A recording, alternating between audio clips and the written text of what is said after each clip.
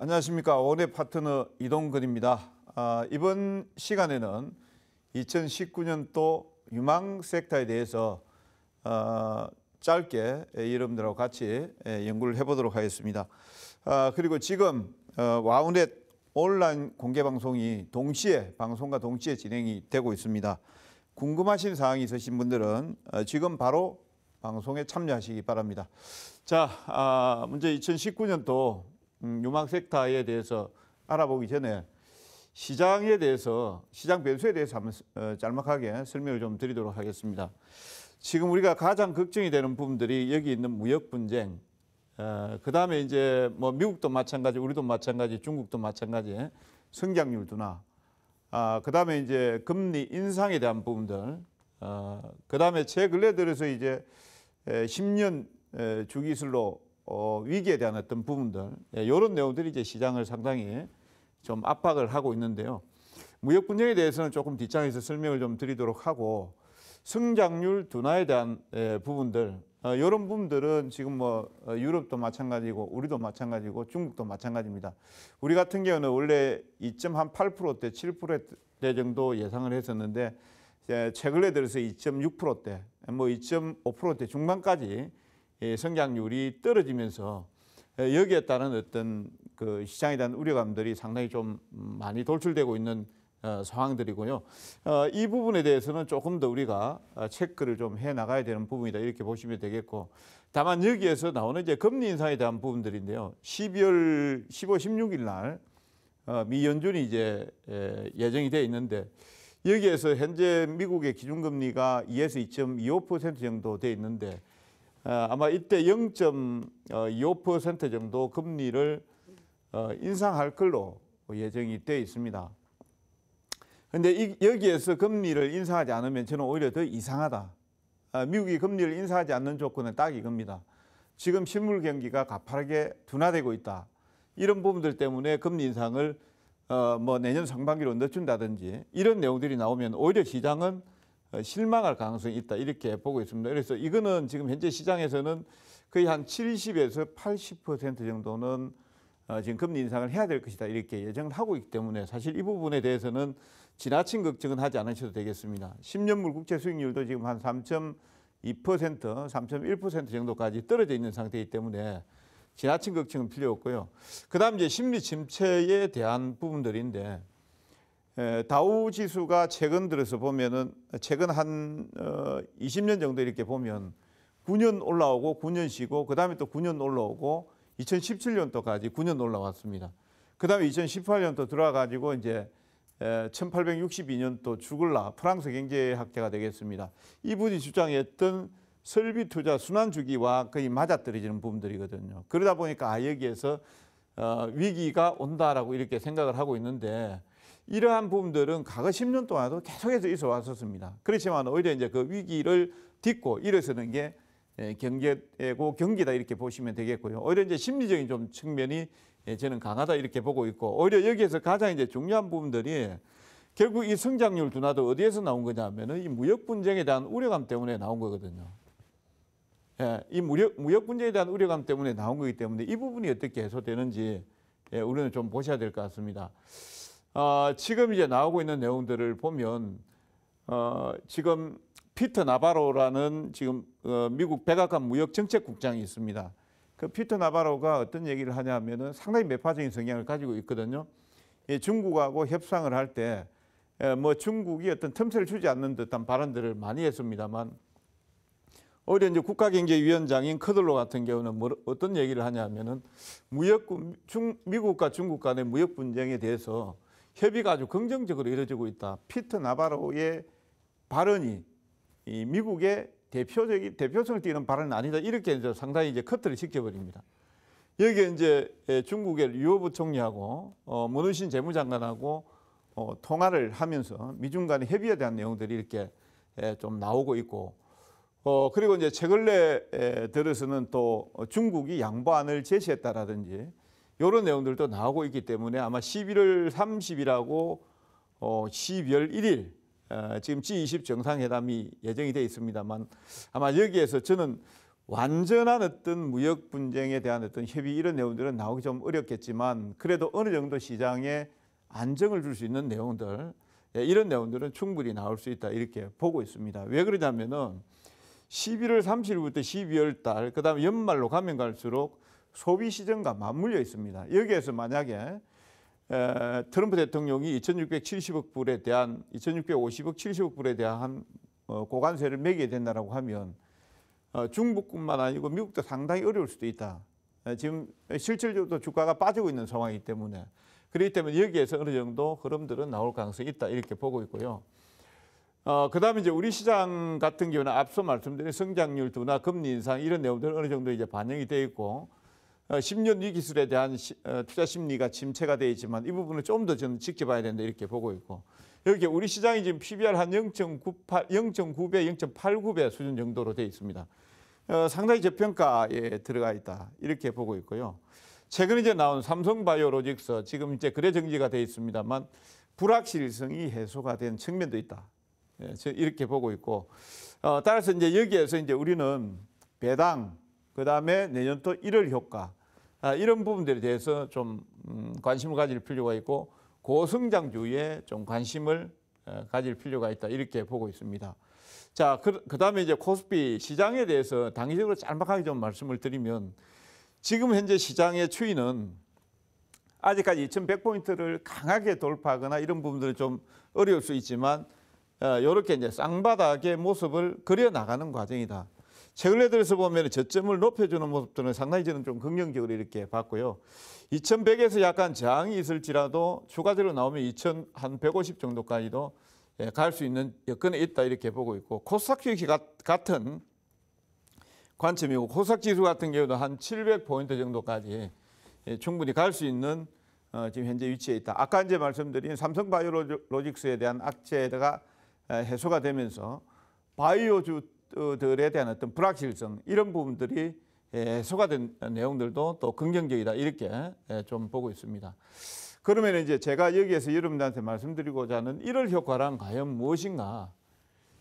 우리가 이제 해가 바뀌게 되면은 항상 이제 기대감을 가지게 되죠. 이 기대감을 1월 효과라고 보시면 되겠고요. 신년에 대한 기대감을 해서 대체적으로 1월 달에 성장 섹터라든지 이런 쪽의 주가가 상당히 상승하는 이런 특징들을 가지고 있습니다. 여기에서 이제 우리가 이제 섹터를 잘 골라야 되죠. 신기술, 그다음에 혁신산업, 이런 쪽에 중점적으로 봐야 되고 여기에 이제 하나 더 보태면 이제 정부의 정책이 들어가는 거, 정부 정책죠. 이런 것들을 중심으로 해서 보시면 되겠고요. 대체적으로 이제 코스피보다는 코스닥 시장에 집중이 된다. 성장 섹터가 그렇게 보시면 되겠고, 자 과거 사례를 한번 보겠습니다. 그래서부터 한번 보면은요, 코스피 시장이 여기 보시면 2010년도부터 해서 보시면 여기 노랗게 동그라미 되어 있는 거는 11월 달, 12월 달, 1월 달까지 지수가 오른 해수입니다. 하나, 둘, 셋, 넷, 다섯. 보시면은 코스피가 8년간 약 상승은 5번 정도 나왔습니다. 반면에 이제 1월 달 1월 효과가 없었던 적은 코스피는 하락이 3번 정도 나왔습니다. 이게 언제냐면은 2016년도하고 2015년도, 2014년도. 요때는 지금 그 효과가 없었다. 요때는 1월 효과가 없었고 오히려 이제 연초부터 조금 빠졌다가 올라왔다. 그렇게 여러분들이 보시면 되겠고요. 코스닥 같은 경우에는 지금 상승이 같은 횟수를 가지고 보면 상승이 한 7회 정도, 그 다음에 하락이 한 번 정도 있었습니다. 작년도 같은 경우에는 여기에서 보시면은 제약 바이오주들이 급등을 하면서 11월 달, 12월 달, 1월 달 엄청나게 폭등하는 이런 장세가 연출이 됐었죠. 그 다음에 2017년도도 마찬가지였고요. 2015년도 같은 경우는 이제 화장품이라든지 이런 섹터들이 나오면서 1월 효과가 정말로 상반기까지 그대로 쭉 이어지는 이런 모습들이 나왔습니다. 그 다음에 2014년도, 13년도, 12년도, 2011년도 이렇게 해서 1월 효과는 비교적 그래서보다 코스닥 쪽에서 집중적으로 나왔다. 이렇게 보시면 되겠습니다. 자, 조금 있다가 그러면은 2019년도 1월 효과에 영향을 받는 유망 섹터가 어떠한 종목군들이 있는지에 대해서 살펴보도록 하겠습니다. 자, 그러면 이어서 유망 섹터에 대해서 말씀을 드리겠습니다. 그리고 이제 앞서 지수에 대한 설명을 좀 드렸다라면 유망 섹터에 대해서 지금 이제 말씀을 드리고 있는데 지금 와우넷 온라인 방송이 현재 동시에 진행되고 있습니다. 그리고 여러분들이 이제 유망 섹터를 말씀드리다 보면 언제쯤 사야 될지 이 부분이 상당히 중요하거든요. 이런 부분들은 지금 온라인 공개 방송에서 진행을 하고 있으니까 방송 참여하셔서 여러분들 궁금하신 사항들 마음껏 문의하시기 바랍니다. 자, 그러면 유망 섹터 보겠습니다. 저는 2019년도에 유망 섹터를 폴더블 스마트폰, 그 다음에 5G 통신, 자율주행, 여기 하나 더 보태면 이제 전기차 뭐 이렇게 넣을 수가 있게. 전기차는 뭐 여러분들이 전부 다 아시는 내용들이 돼가지고 살짝 좀 뺐습니다만 저는 이 세 가지가 어떤 2019년도를 좀 대표할 섹터다. 지금 그렇게 보고 있습니다. 전기차야 2016년도도 나왔고 2017년도도 나와서 한 번씩 이제 우리 투자자분들도 매매를 한번 해봤던 내용들이고 지금 폴더블 스마트폰 같은 경우는 2017년도에 출시한다 이렇게 해가지고 이게 딜레이가 됐습니다. 딜레이가 됐는데 2018년도에 이제 2019년도에 본격적으로 나올 가능성이 크고 5G 통신 같은 경우는 이제 본격적으로 이제 2019년도에 서비스가 되는 내용이 되겠습니다. 그렇기 때문에 이제 요 내용들이 이제 내년도에 핵심이다 이렇게 보고 있고요. 여기에 이제 5G 통신과 같이 따라가는 게 이제 자율주행입니다. 자율주행.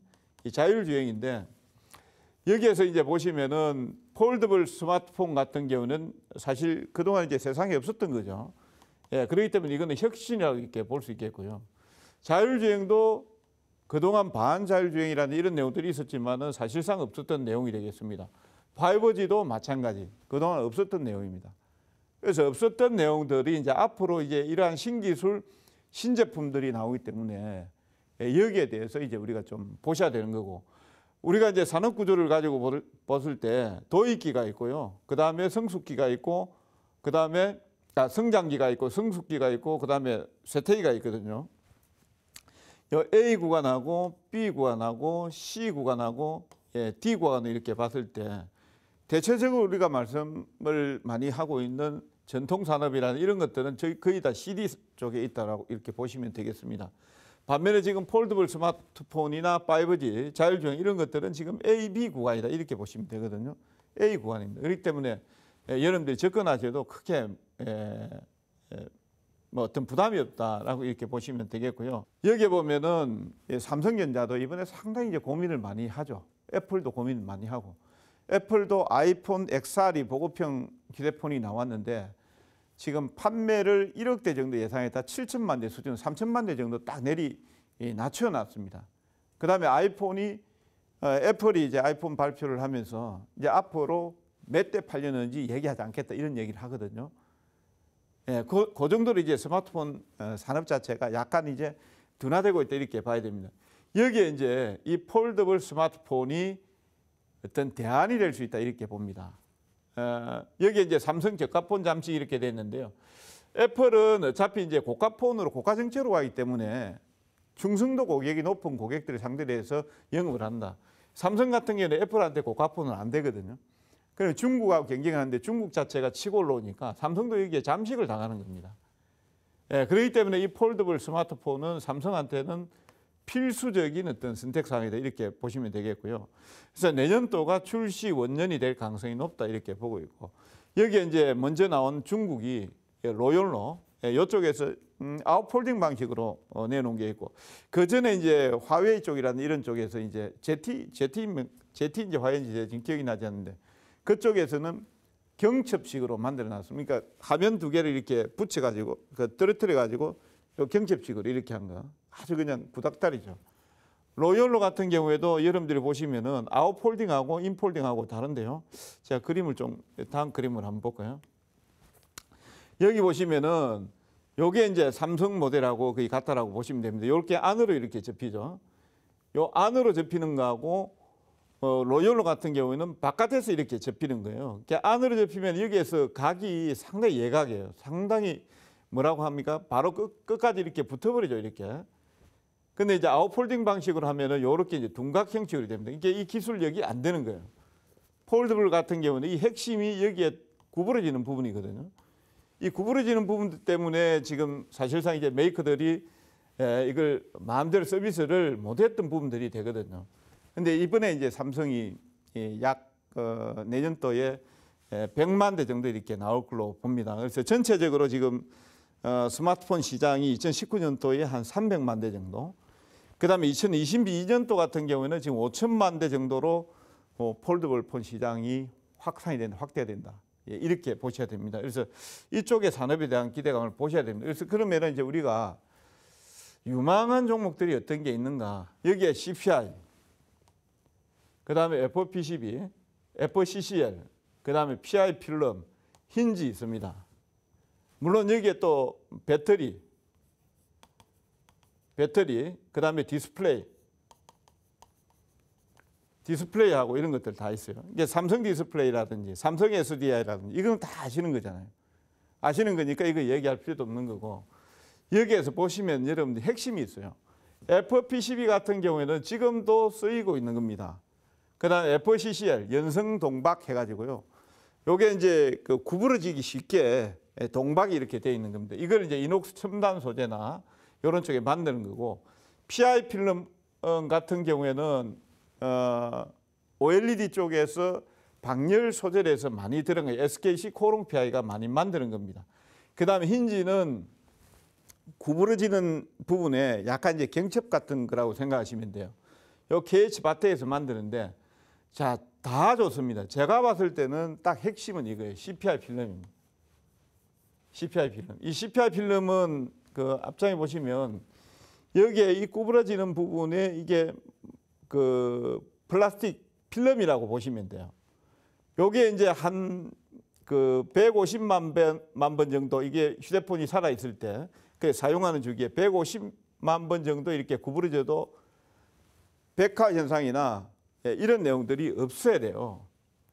그래서 이제 이 부분에서 핵심이 CPI 필름인데 이렇게 보시면 되고, 그 중에서 이제 코롱인데다 보시면 됩니다.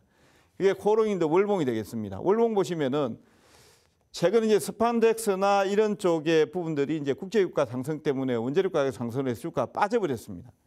빠져버렸는데 아마 요 매수 포인트를 잘 잡아보시면 내년도 히트가 될 가능성이 있고요. 그 다음에 이제 5G 통신이 되겠는데, 이거는 1, 2단계 표준 완성이 되고, 5G 통신은 지금 현재 4G보다 한 70배 정도 다운로드 속도가 빠르다 이렇게 보시면 됩니다. 그러면 다운로드 속도가 빠르게 실시간으로 이렇게 왔다 갔다 하면 자율주행이나 스마트 팩토리 쪽에 운영하기 쉬운 내용들이 되겠죠. 그리고 현재 이동통신 3사가 상용화 준비를 완료한 상태가 되겠습니다. 여기에 보시면은 1세대, 2세대, 3세대, 4세대, 5세대 이렇게 5G 이렇게 돼서 나와 있는데, 지금 현재 여기까지 지금 가 있습니다. 여기까지 가 있고, 이게 여기가 1984년도 같으면 지금 현재 2020년도가 되겠습니다. 그만큼 이제 빠르게 지금 하고 있고, 지금 현재 SK텔레콤이나 LG U+에서 지금 건물들에 이렇게 지금 설치를 하고 있는 게 5G 통신이 되겠습니다.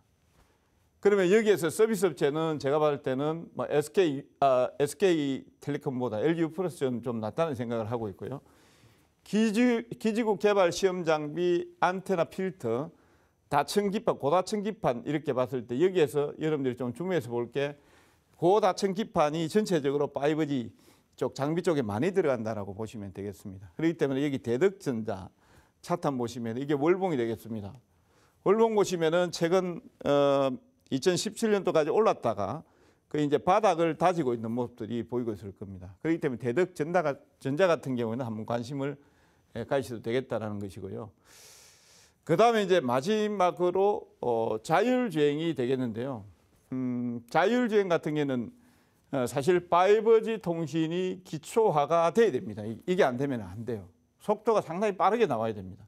데이터 이동이 빨라야 되기 때문에. 지난번에 이제 이낙연 총리께서 선제적 규제를 혁파를 해라. 그러니까 자율주행이 시장에 진입하는데 규제를 빨리 없애라라는 내용입니다. 그리고 최근 들어서 이제 글로벌 시장 쪽에서 보면 구글이 2개월 내니까 한 11월, 12월 달이 되겠습니다. 자율주행차 상용화에 대한 내용을 발표를 했고요. 미국 같은 경우에는 12월 달에 완전 자율주행 택시를 상용화하겠다. 이게 대단히 중요한 겁니다. 여기에서 보시면 우리가 레벨 0부터 해서 레벨 4까지 가는 이 레벨 4가 완전 자율주행입니다. 그러니까 사람이 그냥 핸들에 손 놓고 다른 일을 보고 차는 차대로 설정한 대로 간다라는 것입니다. 지금 현재 보통 보면 이제 초보 단계는 크루즈 컨트롤해서 뭐 고속도로에서 100km 정도 맞춰놓고 100km 정도 그냥 그대로 가는 거죠. 그 다음에 이제 단계가 차선 유지, 그 다음에 크루즈 컨트롤, 서다 갔다 하는 크루즈 컨트롤. 그 다음에 아예 이제 운전대를 어느 정도 반 정도 뗐을 때 급한 상황에서만 이제 운전자가 개입하는 상황. 마지막 단계가 레벨 4입니다. 따라서 이제 미국의 택시 같은 경우는 이제 상용화가 여기까지 갔으니까 우리도 급하게 시장을 뺏기지 않으려고 하면 이제 이쪽에 진입을 해야 된다. 그렇게 이제 보시면 되겠고요. 지금 현재 유망 섹터 쪽에서는 아직까지 이런 쪽이 이제 중소형 종목들이 많아요. 물론 이제 현대모비스라든지 대형 종목군들도 있고요. 그다음에 뭐 삼성전기라든지 일부 이제 부품업체들, LG노텍이라든지 이런 쪽이 있습니다만 사실 제가 말씀드린 건 이제 테마 쪽의 흐름들이 좀 높기 때문에 차량용 반도체 칩을 만드는 넥스트 칩, 그 다음에 이제 그 자율주행 쪽에서는 앞에 이제 카메라하고 센서들이 줄을 이루게 됩니다. 카메라 모듈을 만드는 MC넥스라든지, 그 다음에 내비게이션, 에이다스 이런 쪽에 이제 모바일 어플라이언스 이런 쪽에 이제 종목들을 우리가 좀 보시면 될 것 같고요. 그 중에서 이제 넥스트 칩 월봉을 한번 보겠습니다. 이 종목이 2017년도에 이제 자율주행이라든 이런 내용들을 해서 주가 좀 올라왔었습니다. 왔다가 이제 사실 이제 4차 산업의 핵심으로 해서 지난 대선 때부터 해서 자율주행 이런 쪽에 이제 테마를 해서 갔었습니다만 그 위에 유야무야 되면서 뭐 별로 효과 없었죠. 근데 이번에 이제 이낙연 총리의 발언이라든지 그다음에 미국의 택시 4단계까지 완전 자유라든지 이런 내용들이 나오면서 이제 관심을 받기 시작합니다. 그래서 이제 넥스트 칩이라든지 이런 쪽의 종목들을 여러분들이 좀 관심 있게 좀 보셔도 되지 않을까 이렇게 생각을 하고 있습니다. 자, 지금 이제 제가 여러분들한테 유망 섹터를 말씀을 드렸는데 아직까지 말씀을 드리지 못한 내용들이 많습니다. 여러 가지 섹터들에 대해서 방송 관계상 제가 말씀 못 드렸으니까 지금 현재 온라인 공개 방송에서 지금 동시에 진행되고 있는데요. 오시면은 좀 더 추가적으로 그리고 기업 내용을 지금 제가 시간이 없어가지고 그냥 차트만 가지고 설명을 드렸는데 기업 내용에 대한 부분들도 좀 자세하게 말씀을 드리도록 하겠습니다. 자, 감사합니다.